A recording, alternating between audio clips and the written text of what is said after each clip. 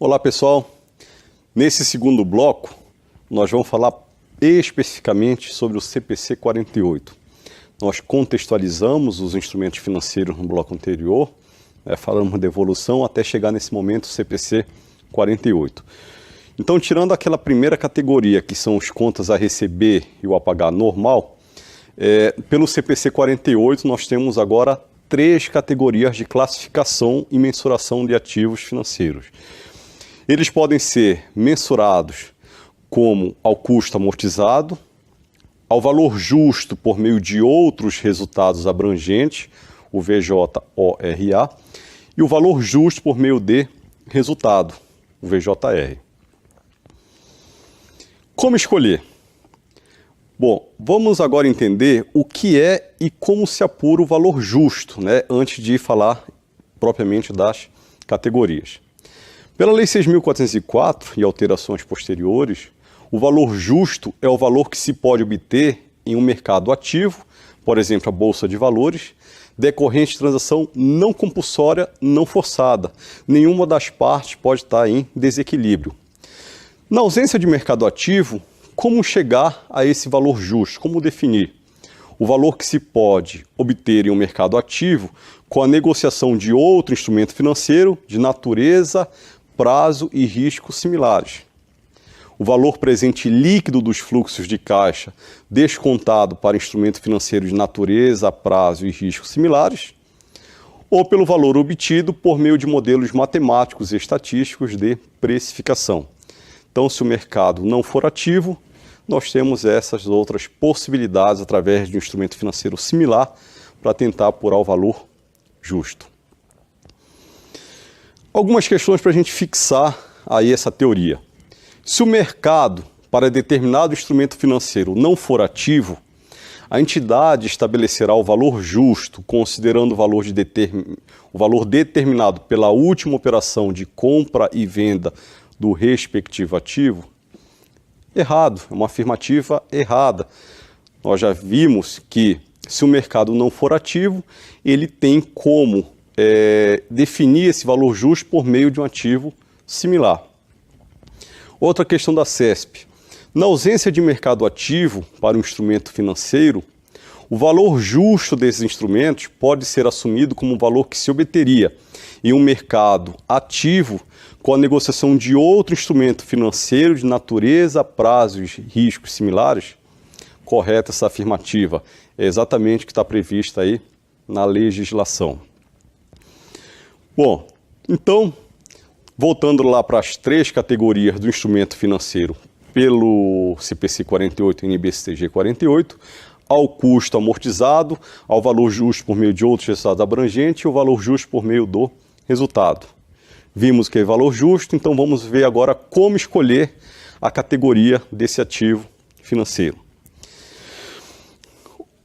O ativo financeiro será classificado como ao custo amortizado caso aquele instrumento financeiro seja mantido em um modelo de negócio cujo objetivo seja obter fluxo de caixas contratuais somente de principal e juros. Ou seja, essa categoria irão entrar aqueles instrumentos financeiros, os títulos onde a empresa, dentro do seu modelo de negócio, não tem intenção de vender. Ela tem intenção de manter, intenção e condições de manter até o seu vencimento. Ela pretende receber o principal e os juros. E a mensuração subsequente, as receitas de juros, as perdas de crédito esperado e os ganhos ou perdas cambiais são reconhecidas no resultado. No momento do desreconhecimento, qualquer ganho ou perda é reconhecida no resultado. Para esta categoria de instrumento financeiro, não se faz necessário atualizar esse instrumento financeiro ao valor justo. Vejamos alguns exemplos aí para os instrumentos financeiros classificados como ao custo amortizado. Para que um ativo financeiro seja mensurado ao custo amortizado, é necessário que suas cláusulas contratuais prevejam fluxo de caixas exclusivamente de principal mais juros, nas datas previamente acordadas, e que o modelo de negócio em que o ativo esteja inserido tenha por objetivo receber fluxos de caixas contratuais. isso é uma afirmação correta, né? Esse é o objetivo do instrumento financeiro ao custo amortizado, receber fluxo de caixa, principal e juros. Um segundo exemplo aí da CESP. Um ativo financeiro é classificado como ao custo amortizado se for adquirido ou incorrido, sobretudo, para a finalidade de venda ou de recompra em prazo muito curto. São exemplos de ativos financeiros ao custo amortizado os que satisfazem a definição de empréstimo recebíveis. Errado. Já vimos que o instrumento financeiro ao custo amortizado é aquele que a entidade tem intenção e condições de manter até o seu vencimento. Ela não tem a finalidade de venda ou de recompra em prazo muito curto. Então, o exemplo 2 é uma afirmação errada. E o exemplo 3, a empresa XYZ adquiriu um título no valor de 30 mil, com juros de 1% ao mês, no dia 30 de novembro de 2018. De acordo com o modelo de negócio da empresa, este título será mensurado ao custo amortizado. Qual o valor do título dia 31 de dezembro de 2018? O que nós temos que enxergar nesse momento é que, na data de aquisição, ela vai classificar esse instrumento financeiro lá no seu ativo, como instrumento financeiro ao custo amortizado. Então, um débito nessa conta e crédito de disponibilidade, 30 mil, pela aquisição desse título. Dia 31 de dezembro, ela vai reconhecer os juros de 1%, então terá um débito na conta instrumento financeiro ao custo amortizado de 300, 1%, e um crédito de receita de juros lá no resultado. Ok? Bom, a segunda categoria dos instrumentos financeiros seria aí a classificação como valor justo por meio de outros resultados abrangentes. O que é um resultado abrangente? São aquelas transações que afetam patrimônio líquido, mas não são oriundas de transação com os sócios.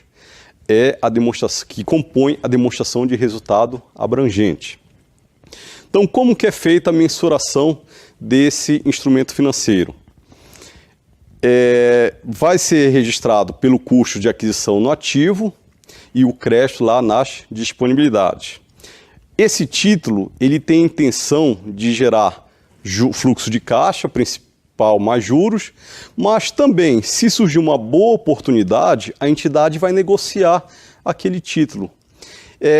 Fazendo uma analogia ao CPC 38, seriam aqueles títulos disponíveis para venda futura. A intenção primordial da entidade é receber fluxo de caixa, principal e juros.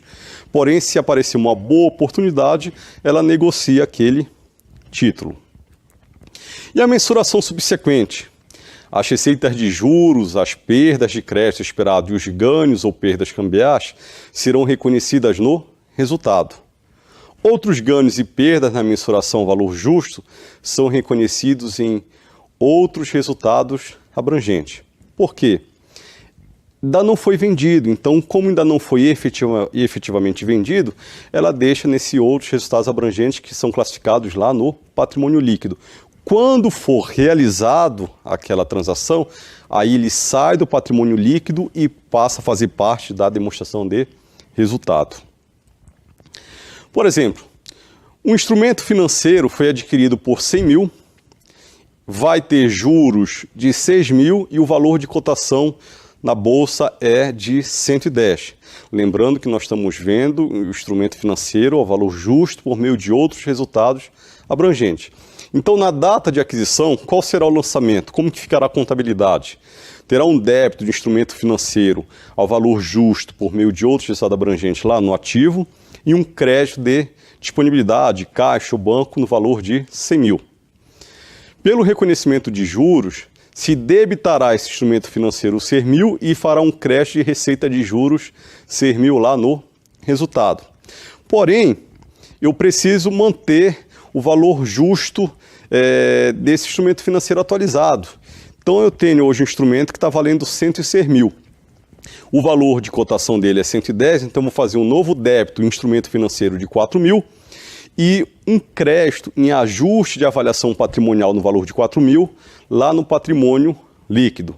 Ressalto que esse ajuste de avaliação patrimonial de 4 mil é uma conta do patrimônio líquido. Ela não transita ainda nesse momento para o resultado. Ok? No segundo exemplo, temos uma empresa, qualquer, Valor e Geração S.A., ela fez uma aplicação em CDB de 720 dias. A empresa classificou a aplicação como instrumento financeiro mensurado ao valor justo por meio de outros resultados abrangentes. Dessa forma, deve a empresa registrar na data do fato e posteriormente o CDB por qual valor? Bom, como é um instrumento financeiro pelo valor justo por meio de outros resultados abrangentes, na data da aquisição nós vamos registrar pelo valor da transação de aquisição. E posteriormente nós também temos que registrar o seu valor justo, numa conta lá no patrimônio líquido. Então a alternativa correta aí seria a alternativa A. E a terceira e última categoria dos instrumentos financeiros serão aqueles classificados ao valor justo por meio de resultado. Essa categoria é uma categoria residual, para colocar aqueles instrumentos que não se enquadraram como custo amortizado ou valor justo por meio de outros resultados abrangentes. Nessa categoria, todas as mudanças no valor justo serão reconhecidas no resultado diretamente. Temos um exemplo para entender aí esta categoria. Compramos um instrumento financeiro por 50 mil, teve um juros incorrido de 5 mil e o valor de cotação da bolsa desse título é 53 mil. Então, na data de compra, nós debitamos o instrumento financeiro ao valor justo por meio de resultado 50 mil e creditamos disponibilidade 50 mil. No reconhecimento dos juros, nós vamos debitar esse instrumento financeiro, 5 mil, e creditar no resultado receita de juros 5 mil. Agora observa que o valor de cotação dele é 53, está abaixo do valor de aquisição, mas dos juros. Então, nesse caso, teremos uma perda aí no resultado. Então, reconheceremos uma perda de 2 mil no resultado e creditaremos aí o instrumento financeiro 2 mil para que possa refletir o seu valor justo, o valor de cotação de bolsa de 53 mil. Mais um exemplo aí para fixar sobre os instrumentos financeiros, essas três últimas categorias aí. Suponha que determinada empresa adquiriu 3 títulos do governo ao valor unitário de 10 mil cada com as seguintes finalidades. O título 1, a intenção da empresa é receber fluxo de caixa mais juros, ou seja, é categorizado como ao custo amortizado. O título 2, a intenção da empresa é receber fluxo de caixa ou venda, se tiver aquela boa oportunidade. Seria aquele instrumento financeiro ao valor justo por meio de outros resultados abrangentes. E o terceiro título seriam para negociação, aquele instrumento financeiro ao valor justo por meio de resultado. No final do ano, TARX apresentaram um rendimento de juros de 600, dos quais serão pagos no vencimento do título, e o valor justo é de 11 mil. Então, o que nós temos que enxergar e reconhecer na contabilidade? Na compra, na aquisição, nós vamos fazer 3 débitos, instrumento financeiro ao custo amortizado 10 mil, instrumento financeiro ao valor justo por meio de outros resultados abrangentes 10 mil, instrumento financeiro ao valor justo por meio de resultado 10 mil. Pelos juros, vamos debitar cada instrumento financeiro 600 e reconhecer uma receita de juros de 1.800. Agora, aquele instrumento financeiro ao valor justo por meio de resultados abrangentes, que está valendo 10.600, nós vamos acrescentar 400 em contrapartida de um ajuste de avaliação patrimonial no PL. E aquele instrumento financeiro ao valor justo por meio de resultado, que também está valendo 11 mil, nós vamos adicionar, debitar o instrumento 400 e creditar lá no resultado um ganho com valor desse instrumento financeiro de 400.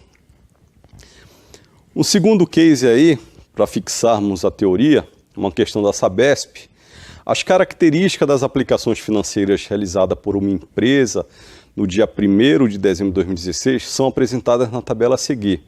Ele quer saber qual o impacto aí no balanço e na demonstração do resultado.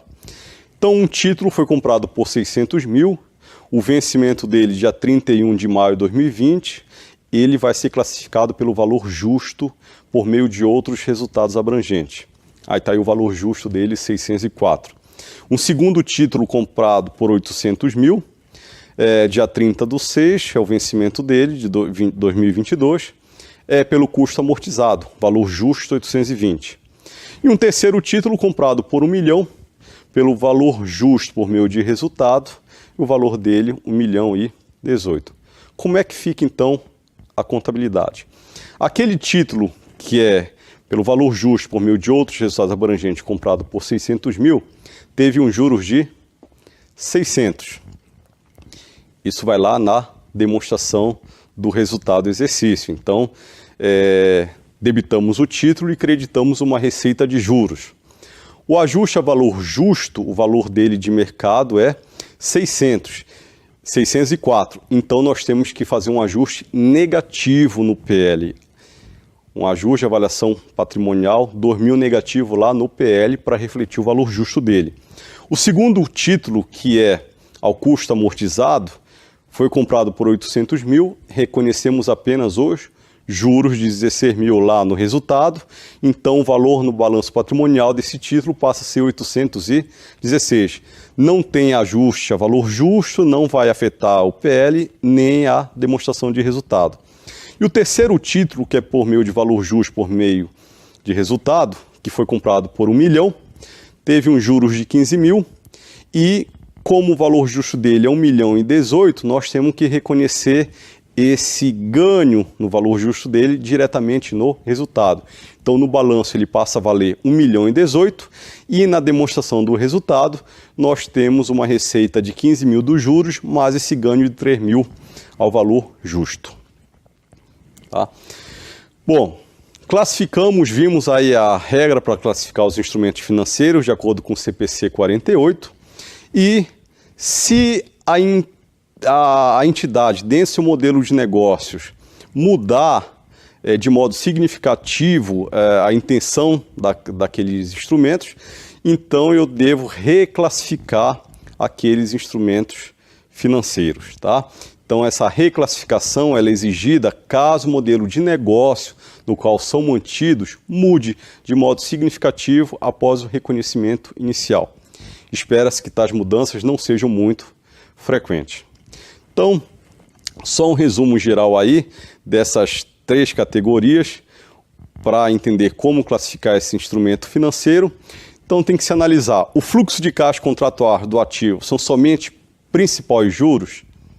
Se a resposta for sim, eu tenho que analisar o objetivo do modelo de negócio é manter os ativos para obter o fluxo de caixa? Se sim, é o custo amortizado. Se não, não é só fluxo de caixa, mas também pela venda dos ativos financeiros. Se sim, eu devo classificar aquele instrumento financeiro ao valor justo por meio de outros resultados abrangentes. E se a resposta for não, não é o principal e juros, eu devo classificar por meio do resultado, o valor justo por meio do resultado. Ok? E uma coisa interessante que o CPC 48 muda é que, antigamente, aquelas estimativas de perdas eram com relação baseado nos créditos incorridos, nas perdas de crédito incorrida. A partir do CPC 48 para frente, a estimativa é feita com perdas de crédito esperada. Perdas de crédito esperadas são o valor presente de todas as insuficiências de caixa ao longo da vida esperada do instrumento financeiro. Tá? Então, a insuficiência de caixa vai ser igual ao quê? O fluxo de caixa devido à empresa conforme contrato, menos o fluxo de caixa que a empresa espera receber. Com isso, encerramos aí o segundo bloco sobre instrumento financeiro.